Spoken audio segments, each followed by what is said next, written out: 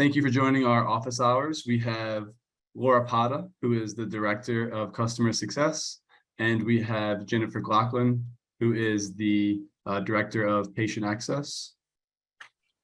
How are y'all doing today? We're good, Randy. Doing good, Randy. How are you? Doing good. Thinking that we could talk about some scheduling trends. So, out there, how are we seeing, scheduling going these days? What are some of the trends that we're seeing with scheduling?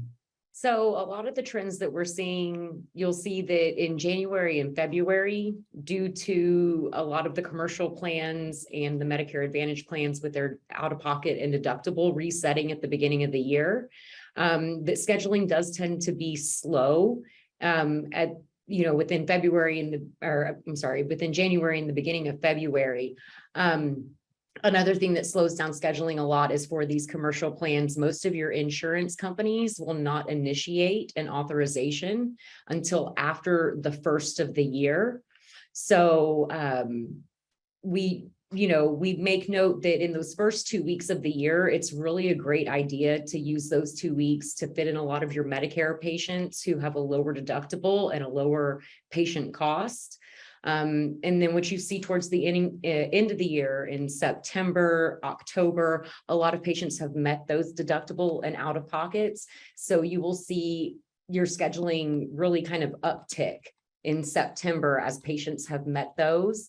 And then of course, December is always your busiest month with the end of the year coming up and those deductibles and out of pockets resetting. Patients want to make sure that they can get everything they done in before the end of the year. Those are really good points. And when you're looking at, kind of evaluating performance, are there any specific KPIs that you think providers should use to test their scheduling team's performance?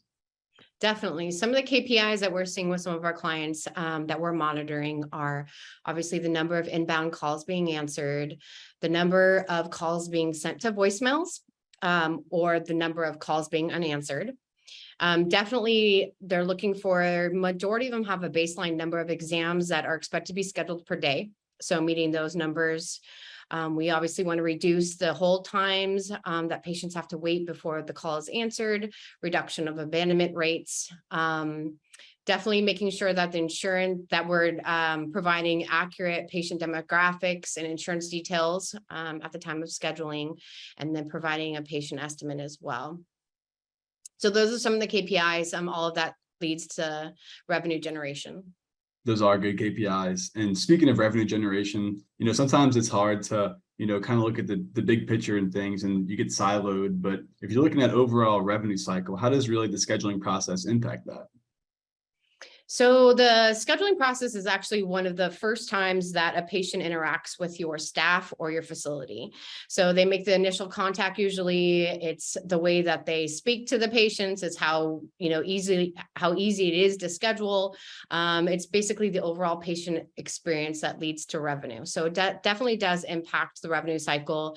Obviously, once patients start to complain, that can roll over to loss of revenue because they can decide to go to different facilities, different physicians. Word of mouth obviously gets around pretty quickly in smaller communities.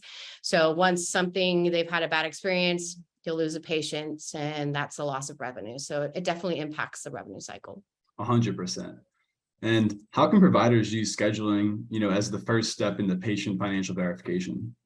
So with the software that we have, the insurance verification, the eligibility of the patient, and the authorizations are generally obtained prior to the scheduling process. And then that allows the scheduling process to be one final check with that patient. When you contact the patient to schedule, you can confirm all of their demographic information, as well as the insurance information, just to ensure that everything that you have on file is accurate.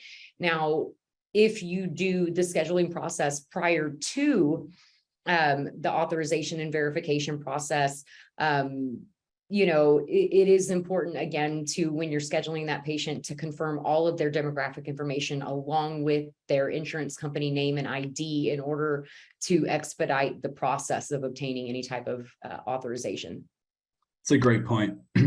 And, as a practice, when you're evaluating these types of KPIs, when it comes to scheduling, when is it time to say, okay, we need to bring in some outside help? So I think a good time to really consider bringing in some outside help is, when your hold times are greater than about 3 minutes.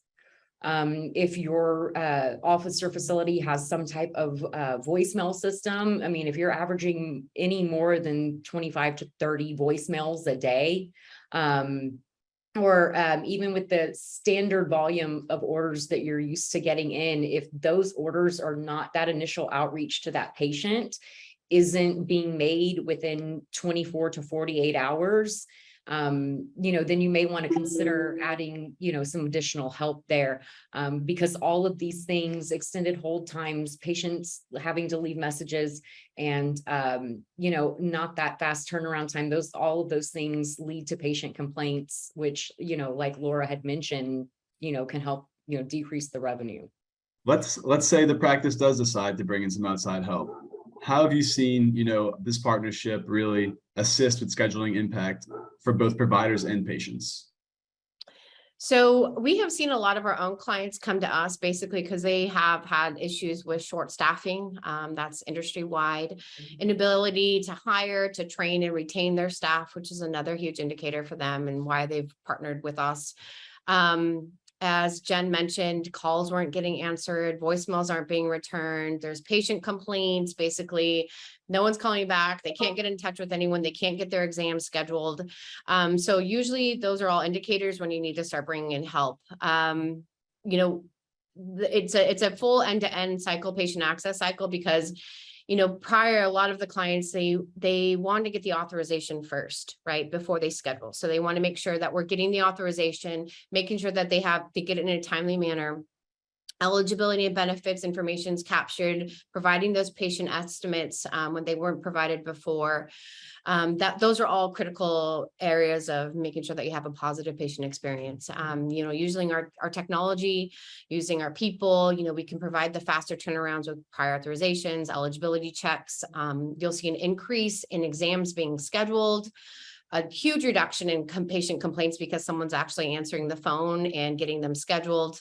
And another big thing is making sure that the time of service payments are being made. So it's going to help increase revenue. So basically by providing those patients, okay, you're expected to pay this much when you come in, having that, making sure that you're paid, that obviously increases revenue. And above and beyond anything else is patient satisfaction definitely leads to revenue, increase in revenue. And that's the whole goal.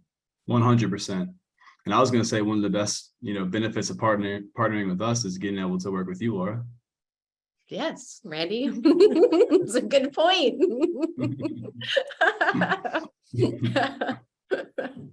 Well, thank you, Laura. Thank you, Jennifer, for your time. Thank Thanks, you. Randy. Bye. Thank you for joining.